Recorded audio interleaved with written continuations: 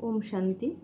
বাবা বলছেন, বাচ্চারা এখন তো প্রত্যেক বাচ্চারা বাবার এই জ্ঞান শুনতে ও বুঝতে ভালোবাসে। আর তাছাড়া জ্ঞানকে আর নিজেকে প্রত্যক্ষ করার জন্য বাণীর শক্তিরও বেশি প্রয়োজন হয়। কিন্তু বাপ সমান বাচ্চারাই শুধুমাত্র বাবাকে প্রত্যক্ষ করতে পারবে। এই অন্তিম কাজটাই বাবা নিজে বাচ্চাদের দ্বারা করানোর জন্য ডাইরেক্ট এসেছেন।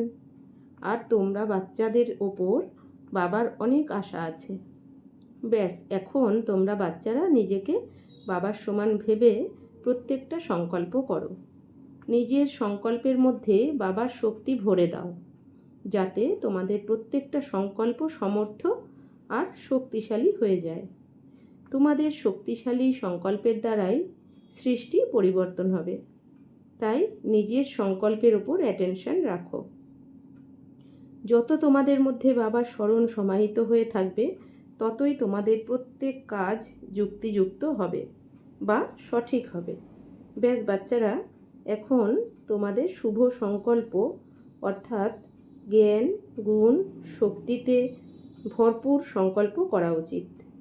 বীজ যদি শক্তিশালী হয় আর তার পালনা স্বয়ং ভগবান যদি করেন, তাহলে ফুল, ফল আর পাতা কেমন হবে?